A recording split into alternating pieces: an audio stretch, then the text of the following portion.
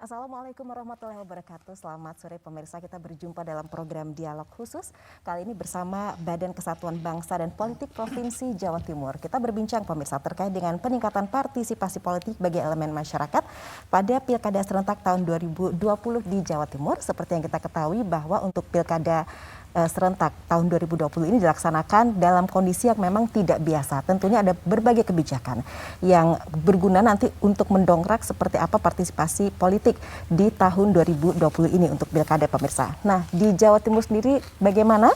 Di studio sudah hadir pemirsa Bapak Dr. Andes Ekonomi Jonathan Judianto MMT, Ketua Badan Kesatuan Bangsa dan Politik Provinsi Jawa Timur. Pak Jonathan, terima kasih sudah bersedia hadir kali ini Pak Jonathan.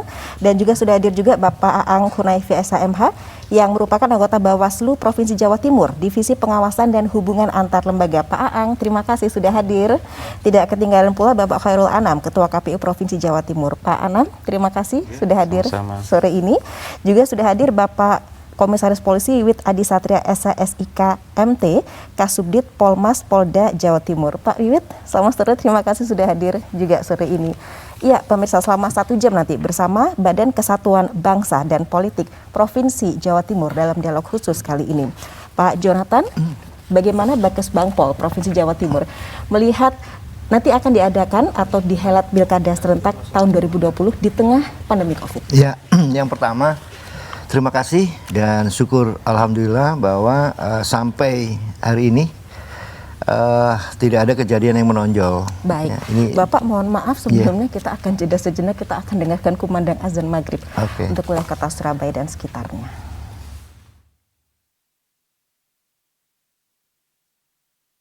Pemirsa, selamat menunaikan ibadah sholat maghrib. Bagi Anda yang menjalankannya, kita kembali dalam program Dialog Khusus bersama Badan Kesatuan Bangsa dan Politik Provinsi Jawa Timur. Pak Jonathan melanjutkan tadi Bapak, seperti apa kemudian untuk Bakesbangpol Provinsi Jawa Timur melihat perhelatan Pilkada serentak di tengah pandemi tahun ini? Ya, jadi yang pertama sampai detik ini, sampai hari ini, alhamdulillah situasi aman dan kondusif, tidak ada hal yang menonjol. Terima kasih pada semuanya, ini bisa tercapai situasi seperti ini. Kemudian yang kedua, kami ingin sampaikan kepada seluruh masyarakat bahwa pilkada ini dirancang adalah pilkada yang sehat. Jadi prosesnya sampai dengan pelaksanaannya dengan menggunakan protokol kesehatan yang ketat. Oleh karenanya, mari kita ajak ya pada seluruh masyarakat untuk yang punya hak pilih untuk menggunakan hak pilihnya pada tanggal 9 Desember ini. Dan proses pelaksanaannya nanti juga dilakukan dengan protokol kesehatan ketat.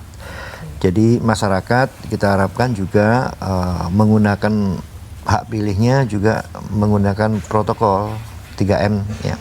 Pakai masker, kemudian menjaga jarak, cuci tangan sudah disediakan di TPS. Jadi saya kira ini adalah satu model pilkada yang brand new, baru, karena memang dilaksanakan di tengah situasi pandemi ini. Tapi sampai dengan hari ini semuanya berjalan dengan baik, prosesnya berjalan dengan baik. Saya kira ini yang perlu kita lakukan adalah kita meyakinkan pada masyarakat bahwa nggak perlu takut datang ke TPS, gunakan hak pilihnya, dan ini adalah kesempatan ya untuk menggunakan hak kedaulatan yang dimiliki oleh masyarakat, kesempatan untuk melakukan proses pergantian kepemimpinan secara legal, gitu ya. Kesempatan untuk menunjukkan legitimasi pimpinan yang akan terpilih.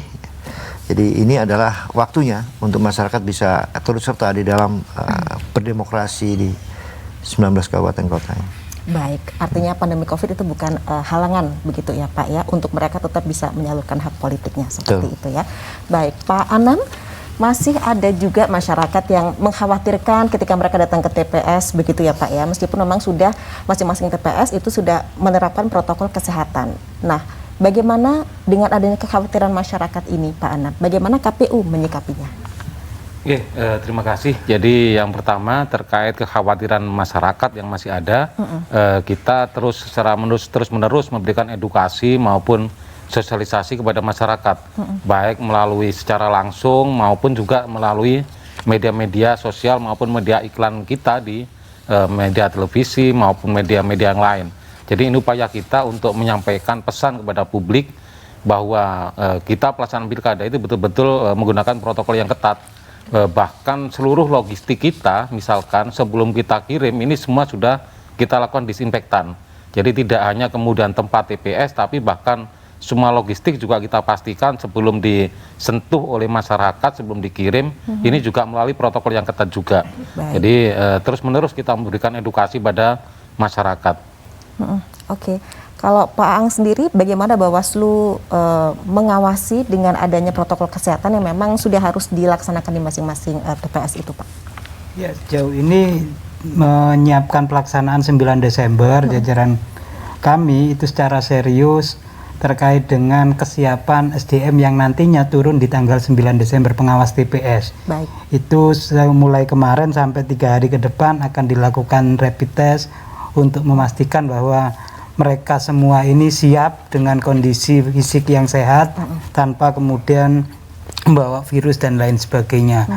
Di sisi lain kita juga mengapresiasi apa yang dilakukan oleh jajaran KPU, Pak Anam beserta kawan-kawan sampai di tingkat desa kelurahan yang telah menyiapkan segala sesuatunya untuk kesuksesan pelaksanaan pilkada di Jawa Timur, khususnya di 19 kabupaten kota. Kenapa kemudian kita mengapresiasi? Karena KPU sudah mendahulukan memberikan atensi ke daerah-daerah yang ini kami identifikasi sebagai daerah yang sulit diakses, misal wilayah kepulauan yang secara logistiknya sekarang ini sudah mulai didistribusi perlahan, itu didahulukan. Di beberapa titik di wilayah Pacitan, Ponorogo maupun Trenggalek itu juga sudah mulai diperhatikan lebih awal karena memang ada beberapa titik lokasi yang tidak gampang dijangkau, sehingga ketika 9 Desember semua kabupaten kota di Jawa Timur dari aspek SDM maupun logistik dan lain sebagainya ini sudah bisa melaksanakan secara serentak. Oke, jadi sudah tidak ada kendala lagi diharapkan Insya Allah seperti itu pastinya Pak Aang ya. Nah Pak Luhut, yang tidak kalah penting di sini adalah situasi Kamtipmas begitu Pak. Bagaimana kemudian teman-teman di Polda Jatim sendiri begitu Pak untuk melakukan pemetaan dari awal semacam deteksi dini terkait dengan daerah-daerah kerawanan pilkada di 2020 ini Pak? Baik Mbak, jadi untuk pilkada tahun 2020 ini memang unik ya Mbak. Yang pertama adalah memberikan hambatan bagi kita, tapi juga memberikan tantangan buat kita. Bagaimana kita menjadi bagian dari peradaban ini nanti menjadi sejarah itu. Kita melaksanakan pilkada di tengah pandemi ini. Nah, dari kepolisian kita sudah menyiapkan Mbak sejak awal tahun. Kita melaksanakan kegiatan-kegiatan dalam rangka untuk menghadapi atau menyiapkan pilkada serentak ini dalam situasi pandemi ini. Dan bahkan pada hari ini tadi untuk seluruh anggota yang melaksanakan pengamanan di dalam artian dari Polda ya Mbak, yang dari Polda yang nanti akan di BKO-kan kepada seluruh Polres-Polres yang melaksanakan pilkada per hari ini semuanya sudah dilaksanakan tes swab untuk memastikan bahwa anggota yang kita kirim ke Polres-Polres itu memang benar-benar dia sehat. Ya, jadi tidak membawa penyakit apalagi berasal dari Surabaya. Oleh karena itu hari ini sudah kita swab semua sehingga nanti ketika mereka melaksanakan tugas di Polres masing-masing yang rencana nanti kita melaksanakan serpas pada tanggal 8 diharapkan sudah di Polres masing-masing, mereka adalah benar-benar anggota yang sehat. Jadi jauh-jauh hari seminggu sebelumnya ini sudah kita laksanakan swab. Dan misalkan dalam waktu 2-3 hari ini hasil menunjukkan positif ataupun reaktif, segera kita ganti gitu. Jadi kita benar-benar ini Mbak. Secara umum, secara indeks potensi kerawanan di Jawa Timur ini cukup aman Mbak, karena angkanya di rata-rata itu hanya 11, sekian. Untuk seluruh daerah yang melaksanakan pilkada itu di rata-rata adalah 11, sekian. Karena kita ketahui sendiri skornya adalah 0 sampai 33 itu aman, kemudian 33 sampai 66 itu rawan, kemudian di atasnya sampai angka 100 itu sangat rawan. Untuk Jawa Timur ini cukup aman, 11, sekian. Jadi masyarakat dari sisi keamanan tidak perlu khawatir. Kita dari Polri sudah mempersiapkan kegiatan-kegiatan antisipasi untuk pilkada nanti tahun 2020 di tanggal 9 Desember ini. Juga kita sudah bersama dengan penyelenggara pilkada yang lainnya menyiapkan pilkada ini sesuai dengan protokol kesehatan yang ada, Mbak. Baik, luar biasa sinerginya termasuk kesiapan dari teman-teman Polda Jatim sendiri tentunya ya dalam hal protokol kesehatan juga benar-benar sangat diperhatikan ini Pak Jonathan. Baik pemirsa, tetaplah bersama kami karena usai jeda berikut dialog khusus bersama Badan Kesatuan Bangsa dan Politik Provinsi Jawa Timur akan kembali hadir ke hadapan Anda.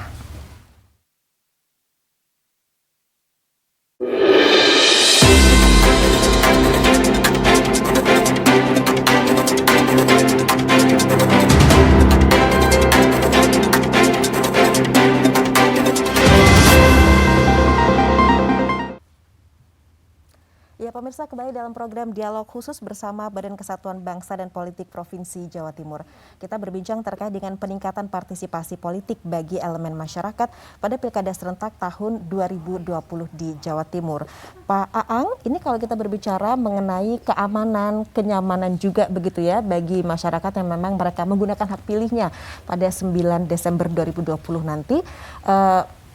Artinya meyakinkan juga bahwa petugas di sana semuanya sudah pasti mereka dalam kondisi sehat seperti itu, Pak.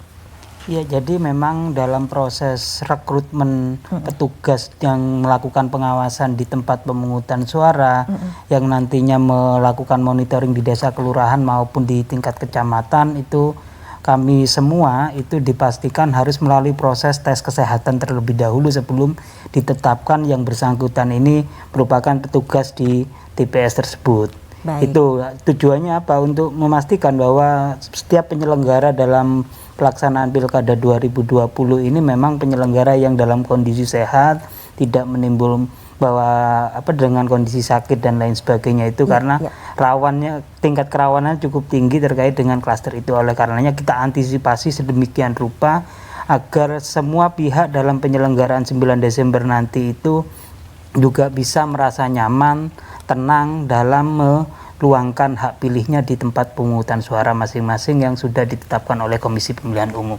Itu yang menjadi konsen kita dalam penyiapan 9 Desember. Selain di luar itu mungkin identifikasi beberapa kerawanan-kerawanan terkait dengan mulai masa tenang, kemudian masa pungut dan hitung sampai tingkat rekapitulasi. Baik. Karena harus diakui di 19 kabupaten kota ini sebagian juga diikuti kontestan dari unsur petahana, di mana pada tanggal 6 Desember nantinya juga masa cuti yang bersangkutan sudah selesai, yang bersangkutan sudah kembali lagi menduduki posisinya, dan itu juga ada potensi kerawanan tersendiri terkait dengan aktivitas-aktivitasnya. Oleh karenanya mungkin nanti didukung oleh semua pihak bisa saling mengingatkan satu sama lain terkait dengan pelaksanaan fungsi kepala daerah di masing-masing kabupaten kota yang menyelenggarakan pilkada. Oke, baik. Nah, Pak Anam, sudah dilakukan simulasi di beberapa daerah ya Pak ya terkait untuk nanti Pilkada 2020. Artinya ada daerah-daerah juga yang menjadi perhatian khusus tentunya dari KPU terkait dengan distribusi untuk logistik sendiri. Nah, itu bagaimana Pak Anam? Ya, jadi untuk logistik kita punya 3 item logistik utama. Jadi satu logistik untuk perlengkapan TPS yang itu berupa surat suara, kotak suara, bilik suara, tinta dan bilik dan sebagainya. Ada juga logistik pendukung seperti alat tulis kantor, kemudian beberapa hal yang lain, misalkan meja dan sebagainya. Ada juga sekarang ada logistik tambahan yaitu APD, jadi alat pelindung diri. Kami sudah menyiapkan ada 11 item alat pelindung diri yang ada di staf TPS. Jadi mulai dari masker, face shield, kemudian sarung tangan plastik, sarung tangan latex, kemudian juga ada bak air untuk cuci tangan, sabun cuci tangan, disinfektan, hand sanitizer, tisu kering, tisu basah, kantong, sampah. Ini semua sudah kita siapkan. Dan alhamdulillah hampir semua sudah mulai kita distribusikan. Hampir 100% sudah ada di kabupaten kota. Tinggal beberapa logistik seperti termogan dan sarung tangan latex yang masih baru proses besok pengiriman. Kemudian juga tadi sudah disampaikan Mas Aang juga, beberapa tempat memang kita utamakan. Contoh misalkan Sumeneb. Sumeneb ini ada 126 kepulauan. Ya, jadi sejak tanggal 26 kemarin ini sudah mulai kita distribusi. Kemarin juga distribusi tahap kedua ini tanggal 30. Baru kemarin kita distribusi ke Masa Lembu maupun Kangean yang agak cukup jauh. Terakhir besok untuk Sumeneb tanggal 5. Jadi jadwal kapal terakhir sebelum tanggal 9 ini tanggal 5. Ini akan yang terakhir paling akhir yang belum kita geser tanggal 5. Kalaupun memang terpaksa khusus untuk Sumeneb, ini kawan-kawan juga sudah menganggarkan untuk sewa helikopter. Ini kalau terpaksa. Tapi mudah-mudahan tidak sampai segenting itu sehingga cukup menggunakan kapal reguler. Ini kalau bicara logistik. Jadi prinsip bicara logistik kita semua insya Allah clear, insya Allah semua sudah siap. Terutama untuk surat suara. Baik. Surat suara sejak tanggal 23 November kemarin sudah ada di kabupaten kota. Ya. Sudah kita lakukan sortir, lipat, dan hampir semua dari koordinasi per kemarin 19 kabupaten kota surat suara sudah selesai semua untuk sortir dan lipat.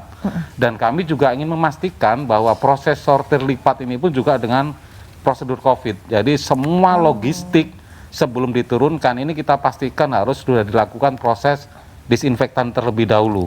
Oke, baik. Artinya memang sangat ketat ya Pak Anam ya untuk protokol kesehatan termasuk juga dalam hal distribusi logistik begitu ya, untuk benar-benar memastikan bahwa segala sesuatunya memang benar-benar aman begitu. Betul, ya. jadi alat pelindung diri itu tidak hanya untuk di TPS, tapi ketika proses sortir, lipat, proses pengepakan ini juga sudah kita anggarkan untuk alat pelindung dirinya. Oke, baik. Sampai seperti itu Pak Jonathan, luar biasa, maksudnya kita apresiasi juga. Nah Pak Wiwit, ini teman-teman di Polda Jatim sendiri seperti apa? Artinya turut mensupport penyelenggara pemilu juga dan juga pemerintah Provinsi Jawa Timur untuk melihat agar situasi pilkada memang bisa senantiasa damai, tercipta dan bisa nanti partisipasi masyarakat pun tidak menurun meskipun di tengah pandemi COVID. Apa upayanya? Baik Mbak, untuk pilkada serentak 2020 ini untuk Polda Jawa Timur Mbak, udah mengerahkan kurang lebih 17.000 personil yang melaksanakan pengamanan pilkada, dalam artian melaksanakan pengamanan TPS. Baik. Itu dilaksanakan oleh 23 Polres yang ada di Jawa Timur, walaupun yang melaksanakan pilkada hanya 19 tapi 23, karena ada beberapa daerah yang satu kabupaten itu di backup oleh 2 Polres. Contohnya Surabaya, selain juga Polrestabes Surabaya, juga ada Polres KP3 Tanjung Perak, itu yang melaksanakan pengamanan. Juga beberapa, ada 4 wilayah itu Mbak, termasuk Mojokerto, Malang, kemudian Kediri kalau nggak salah. Walaupun Kediri Kota tidak melaksanakan, tapi Polres Kediri Kotanya melaksanakan pengamanan. Kita siapkan 17.000 personil, tentunya dibantu oleh rekan-rekan dari Satpol PP, kemudian dari Linmas, kemudian tentunya rekan-rekan dari TNI. Kita siapkan, kemudian untuk daerah-daerah yang tidak melaksanakan pilkada, kita standby-kan 100 orang personil.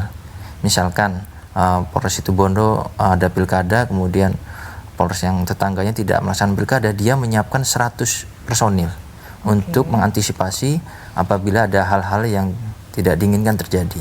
Kemudian kita juga dari Satuan Brimob dan Satuan Sabara kita siapkan minimal di masing-masing kabupaten kota itu minimal ada satu satuan setingkat peleton Brimob, itu pasti ada.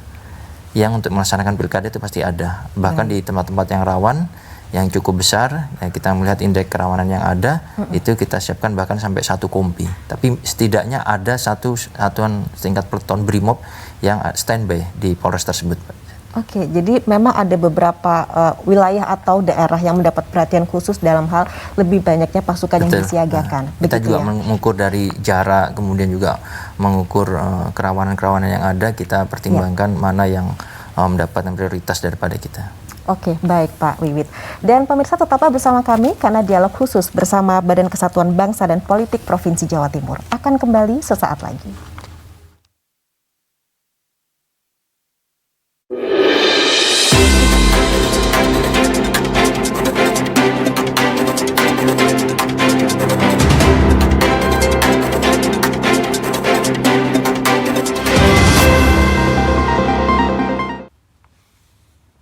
Ya pemirsa, kembali Anda menyaksikan program dialog khusus bersama Badan Kesatuan Bangsa dan Politik Provinsi Jawa Timur, peningkatan partisipasi politik bagi elemen masyarakat pada Pilkada serentak tahun 2020 di Jawa Timur. Nah ini terkait juga nanti Pak Aang dengan temuan-temuan pelanggaran yang sudah diterima begitu ya, mungkin dari laporan masyarakat atau juga dari pengawasan langsung Bawaslu terkait dengan apapun itu tidak terkecuali protokol kesehatan. Seperti apa sampai saat ini Pak Aang? Jadi berkaitan dengan protokol kesehatan memang didominasi pelanggaran untuk Pilkada 2020 ini memang terkait dengan protokol kesehatan. Kenapa demikian? Karena sebagian besar 42 paslon yang tersebar di 19 kabupaten kota ini lebih memilih menggunakan metode kampanye pertemuan tatap muka daripada kegiatan kampanye yang sifatnya daring. Ini yang menyebabkan, karena dalam regulasi teknis penyelenggaraan kampanye untuk pertemuan tatap muka ini ada batasan terkait dengan jumlah peserta yang harus tidak boleh lebih dari 50 orang. Ada ketentuan semua peserta harus mengenakan masker, menghindarkan lansia dan anak-anak, dan beberapa aspek yang lain yang itu seringkali diabaikan oleh pelaksana kegiatan kampanye. Oleh karenanya dari catatan kami ada sekian ratusan pelanggaran yang berkaitan dengan protokol kesehatan, yang dimana ketika ditemukan hal seperti itu kami memberikan himbauan untuk ditertibkan atau 1 jam setelah surat peringatan yang disampaikan jajaran pengawas kegiatan tersebut dibubarkan atau dihentikan. Itu sudah terlaksana, bahkan sampai tadi malam di Kabupaten Gresik itu juga ada penghentian acara yang memang karena kurang taat pada protokol kesehatan yang sudah diadministrasikan dalam ketentuan pemilu. Kalau di prosentase tingkat kepatuhannya terhadap protokol kesehatan sebenarnya bagaimana, Pak Aang?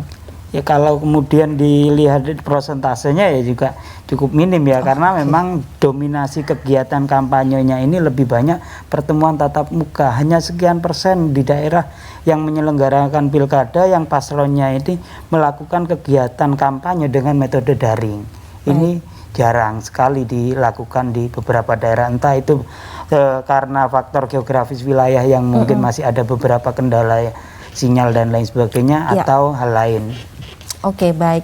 Tapi yang pasti di situ teman-teman dari Bawaslu, khususnya juga di masing-masing kabupaten kota yang menyelenggarakan pilkada, itu mereka akan selalu memantau, begitu ya? Ya, karena ketentuannya setiap aktivitas kampanye pada selama penyelenggaraan pilkada ini harus diberitahukan pertama kepada pihak polisian maupun ke kami penyelenggara, baik Bawaslu maupun KPU itu harus tahu terkait dengan adanya kegiatan yang terkait kampanye tersebut. Oke, kalau diklasifikasikan yang paling banyak pelanggaran apa yang menjadi catatan bagi Bawaslu? Ya, paling banyak memang pelanggaran terkait dengan jumlah, batasan jumlah yang tidak boleh lebih dari 50 orang, atau kemudian karena lokasinya perkotaan sehingga lokasinya pun cukup sempit sehingga tidak kurang memperhatikan physical distancing di dalam regulasi kampanye itu. Oke, baik. Nah, Pak Wiwit, teman-teman Polda Jatim pasti juga sangat berperan untuk kemudian bisa mencegah, paling tidak mungkin nggak bisa sama sekali zero, tapi paling tidak menekan adanya kampanye hitam, kemudian hoax, ujaran-ujaran kebencian, tidak terkecuali di media sosial, begitu Pak. Apa yang sudah dilakukan hingga saat ini? Baik Mbak, jadi untuk Polda Jawa Timur dalam rangka pilkada ini kita sudah jelas menggelar operasi Mantap Praja 2020. Namun dari awal tahun sebelum tahapan pilkada ini dimulai pun kita sudah ada namanya Satgas Nusantara, Mbak, sebagai cooling system, di mana di sini kegiatannya ada 2. Yaitu yang pertama adalah proactive prevention, itu yang dilaksanakan adalah 3 fungsi utama. Yang pertama adalah dari fungsi intelijen, dia melaksanakan kegiatan manajemen sosial dalam rangka melaksanakan pemetaan, kemudian bagaimana menggalang tokoh-tokoh masyarakat untuk ikut membantu suksesnya pilkada ini, Mbak. Kemudian yang kedua adalah manajemen kemitraan.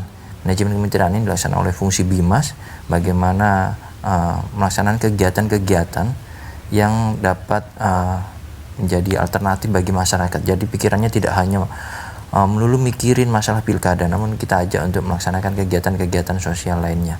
Kemudian yang ketiga, proaktif prevensi yang ketiga ini adalah manajemen media. Bagaimana kita bisa mengawasi, bisa memonitor perkembangan yang trending, yang berita-berita yang mungkin di situ tidak baik, dalam hal ini mungkin ada black campaign atau sifatnya hoax, itu kita fungsi Humas Polda Jawa Timur. Jadi 3 fungsi inilah yang melaksanakan kegiatan proaktif prevention, menjaga bagaimana mesin-mesin partai politik, mesin-mesin para peserta pemilu ini tidak terlalu panas, tidak overheat itu Mbak. Jadi kita redam supaya tidak ada benturan-benturan yang cukup signifikan. Kemudian yang terakhir adalah kita melaksanakan kegiatan represif, yaitu penegakan hukum yang dilaksanakan oleh fungsi reserse. Mungkin di situ ada gabungannya dengan Bawaslu di sentra Gakumdu, kemudian juga money politik, sehingga kita berusaha menjamin pelaksanaan pilkada di tahun 2020 ini dapat berjalan dengan baik, dengan lancar. Baik, nah Pak Anam, tentunya ini merupakan usaha yang relatif ekstra bagi KPU untuk meyakinkan kepada masyarakat bahwa meskipun di tengah pandemi COVID, tetapi mereka tetap bisa menggunakan hak pilihnya di masing-masing TPS itu dengan ada perasaan aman tanpa takut tertular COVID-19. Seperti apa Pak? Jadi yang pertama sama dengan yang disampaikan Bawaslu juga, kami petugas kita, kawan-kawan KPPS maupun kawan-kawan petugas ketertiban TPS ini juga kita pastikan sehat. Jadi mulai kemarin kurang lebih 437.000 petugas ini juga sudah mulai melakukan kegiatan rapid test. Kemudian yang kedua, pelaksanaan pemilu ini memang agak berbeda, sehingga kemudian ada perlakuan khusus. Jadi nanti misalkan upaya kita mulai awal itu menyerahkan C6 atau C pemberitahuan atau undangan ya.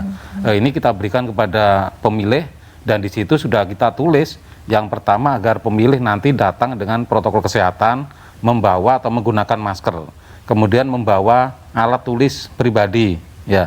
Kemudian yang ketiga, ini ada pengaturan kedatangan, kita jadwal. Saya misalkan jam 7 sampai jam 8, Pak Wiwit jam 8 sampai jam 9, Pak Aang jam 9 sampai jam 10, begitu seterusnya. Ini sudah kita sampaikan ketika menyampaikan pemberitahuan atau undangan.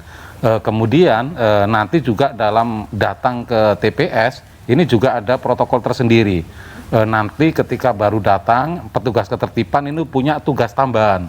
Kalau awalnya hanya sekedar untuk mengamankan TPS, sekarang juga untuk memastikan protokol kesehatan. Ketika pemilih hadir, datang diwajibkan untuk cuci tangan.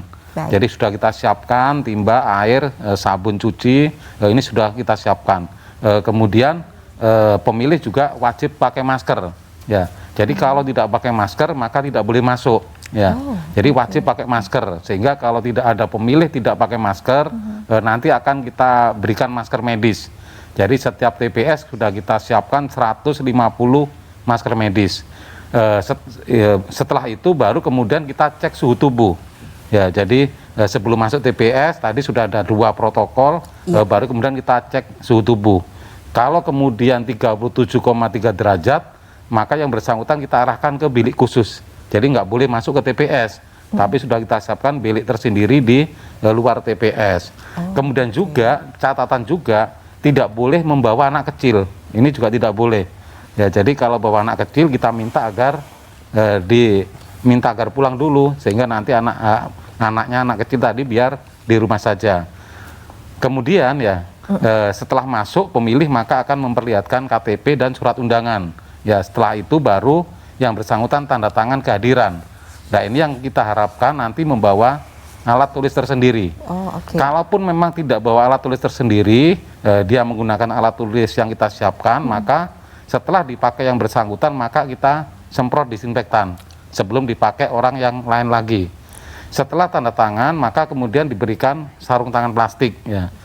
Baru kemudian melakukan proses pencoblosan. Setelah pencoblosan selesai, ditaruh di bilik suara, di kotak suara maksud saya. Baru kemudian sarung tangan plastik dibuang. Harus dibuang, nggak boleh dibawa pulang. Ya. Setelah dibuang, maka baru kemudian diberikan tinta penandaan di tetes. Baru kemudian bersangkutan langsung bisa meninggalkan lokasi. Itu alur kita, ya. Di masa pandemi ini ya, maksudnya ya, dan itu juga harus dipahami begitu pasnya oleh masyarakat. Baik pemirsa, dalam program dialog khusus bersama Badan Kesatuan Bangsa dan Politik Provinsi Jawa Timur masih akan kembali ke hadapan Anda usai jeda berikut.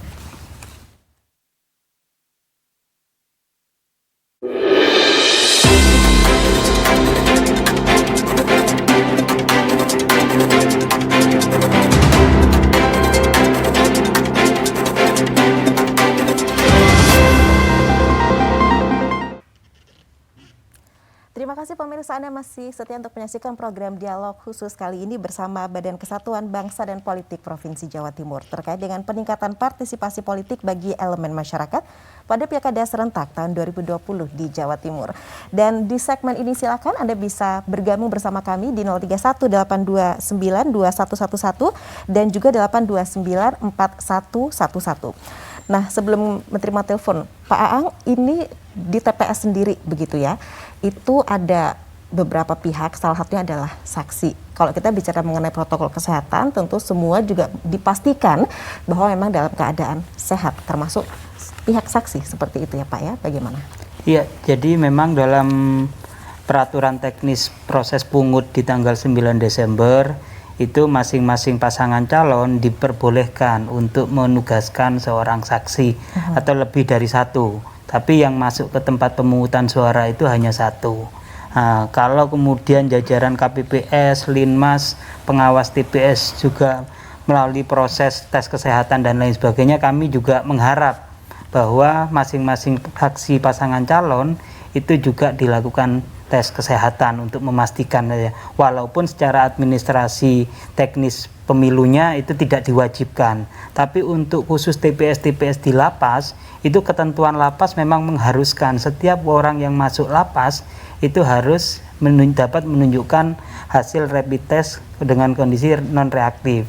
Itu misal di Lapas Tuban itu diwajibkan. Jadi di penyelenggaraan 9 Desember nanti kan ada beberapa daerah yang memiliki TPS di lapas. Misal di Sidoarjo, Lapas Sidoarjo itu ada 3 TPS. Kemudian di Lapas Porongnya ada 1 kalau nggak salah. Itu juga menerapkan ketentuan bahwa setiap petugas yang melakukan aktivitas proses pungut, baik itu penyelenggara maupun saksi, itu juga diharuskan untuk membawa hasil rapid yang dengan status non reaktif. Itu tujuannya untuk sama-sama saling menjaga satu.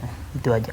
Oke, baik. Jadi artinya untuk saksi pun memang juga dipastikan bahwa mereka juga sudah melalui pemeriksaan kesehatan seperti itu ya pastinya ya. Oke. Nah, Pak Anam, ini dalam peraturan KPU yang baru terkait dengan protokol kesehatan itu sudah juga ditentukan atau ada ketentuannya di situ terkait dengan masuk dalam pelanggaran kalau memang ada TPS yang mungkin tidak menerapkan protokol kesehatan begitu. Ya, terkait tersebut sebenarnya juga sudah diatur di PKPU 13 tahun 2020 terkait pelaksanaan pemungutan suara atau pelaksanaan pilkada di tengah pandemi. Beberapa hal misalkan tadi sudah saya sampaikan, misalkan terkait TPS. Jadi TPS ini ketentuannya sekarang lebih besar, jadi 8 kali 10 kalau bicara dimensi. Kemudian juga harus di tempat yang sirkulasinya baik. Ya, jadi tidak boleh di ruangan tertutup. Kalaupun terpaksa harus di dalam gedung, maka harus terbuka sirkulasinya. Ya, kemudian juga harus ramah disabilitas. Ini juga menjadi catatan. Ini yang selama ini juga selalu kita tekankan kepada kawan-kawan KPPS ya. Dan berikutnya juga kita juga selalu mewanti-wanti, memastikan ya bahwa protokol kesehatan ini sangat penting, terutama terkait terhadap petugas.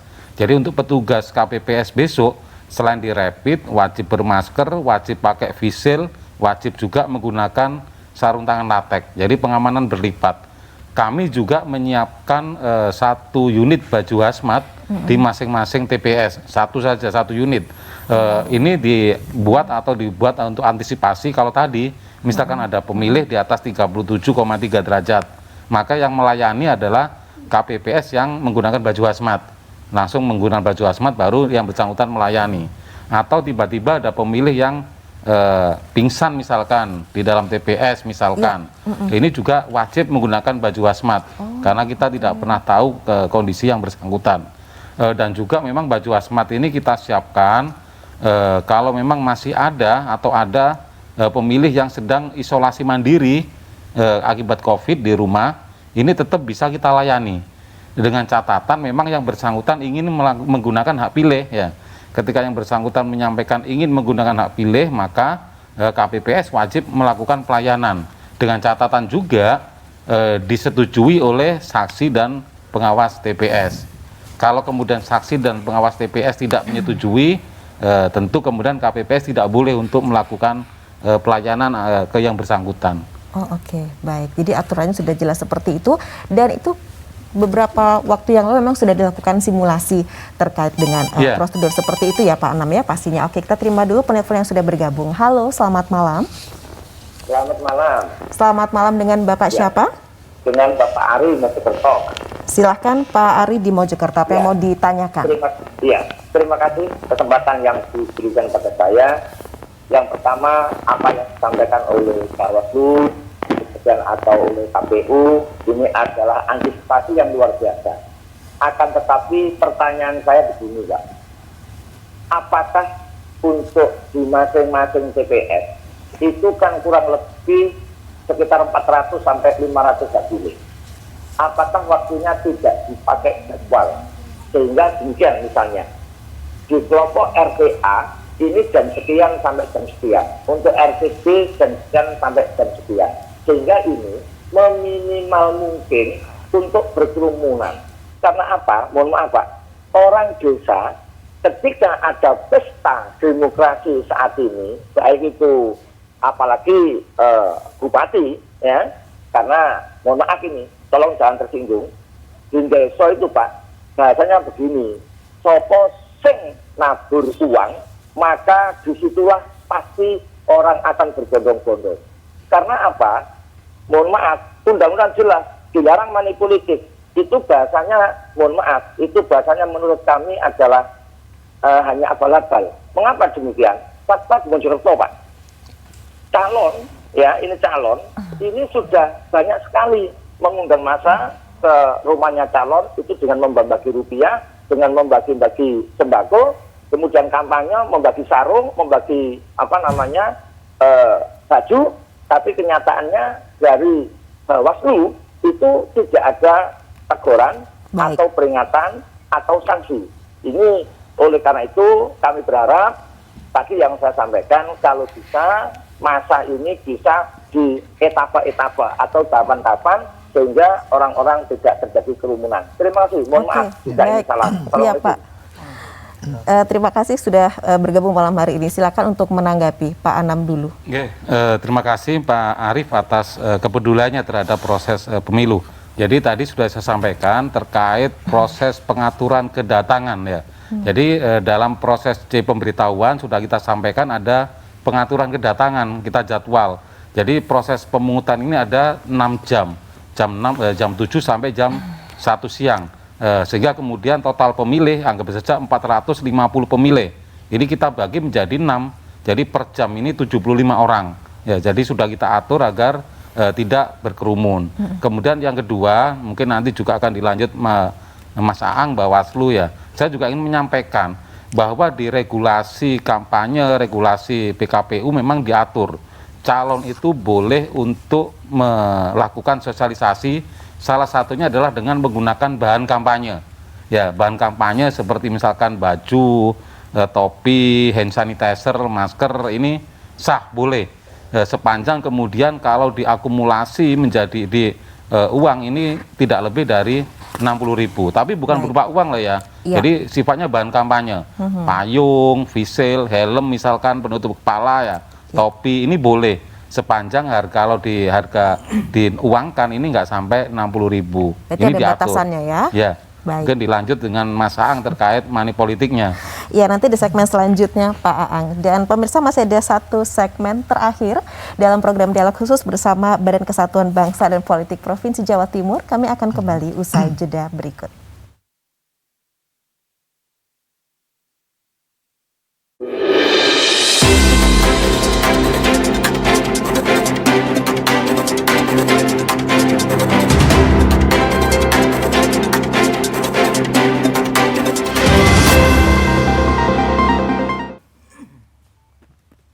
Ya pemirsa, dialog khusus bersama Badan Kesatuan Bangsa dan Politik Provinsi Jawa Timur terkait dengan peningkatan partisipasi politik bagi elemen masyarakat pada Pilkada serentak tahun 2020 di Jawa Timur. Pak Aang langsung tadi menanggapi apa yang disampaikan Pak Arief sekaligus apa yang mau disampaikan juga kepada pemirsa kali ini. Ya, jadi kalau konteks Pilkada 2020 ini sebagaimana disampaikan Pak Anam terkait dengan ketentuan kampanye, pasangan calon dibolehkan untuk melakukan sosialisasi melalui bahan kampanye sepanjang itu tidak lebih dari 60.000 harganya, tapi dalam bentuk barang. Baik. Itu berkaitan dengan ganti transport, itu diatur disesuaikan dengan ketentuan daerah masing-masing. Transport lokal dalam kota itu berapa, tidak boleh melebihi itu. Namun kalau untuk tahapan kampanye ini kami rasa itu aktivitas pembagian sembako itu juga berpotensi ada, karena kami juga di beberapa daerah sedang melakukan proses investigasi terkait hal tersebut. Kemudian ada beberapa terindikasi penyalahgunaan program bantuan yang digunakan untuk mengarahkan pilihan pemilih. Namun berdasarkan pengalaman 2018, 2019, aktivitas money politik itu lebih dominan dilakukan di 3 hari masa tenang. Oleh karenanya kami nantinya juga pada tanggal tersebut akan melakukan patroli pengawasan di masa tenang. Dengan kami juga sudah bersurat kepada beberapa pihak yang kami ajak untuk melakukan kegiatan patroli pengawasan masa tenang. Di sisi lain kami juga berkoordinasi 19 kabupaten kota ini dengan lembaga keuangan di setiap kabupaten kota untuk lebih selektif dalam melayani penukaran uang dalam bentuk pecahan yang lebih kecil.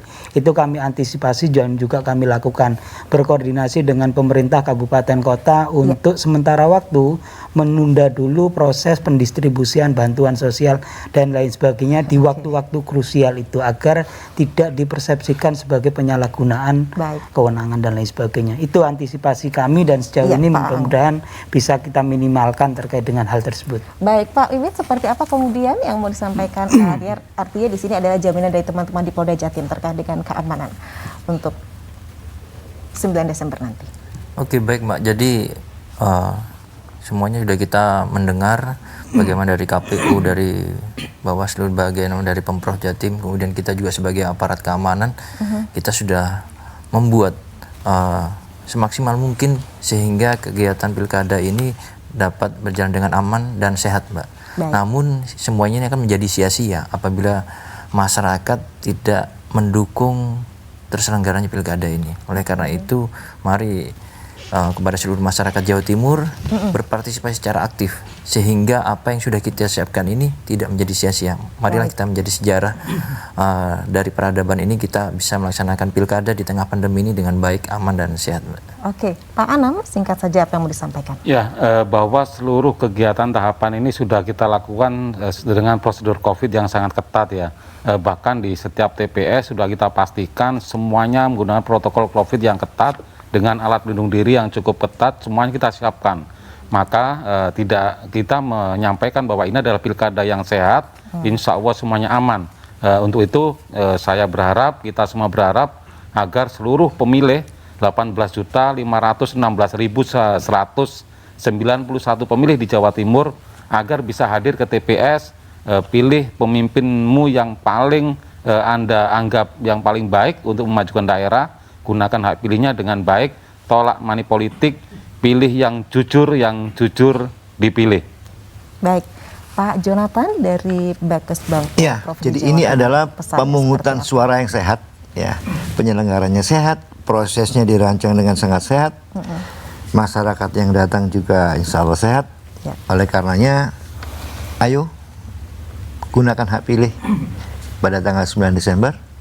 Kami berharap baik pasangan calon, partai politik, media sosial, semua support ini supaya masyarakat bisa menggunakan kedaulatan yang dimilikinya pada saat tanggal 9 Desember.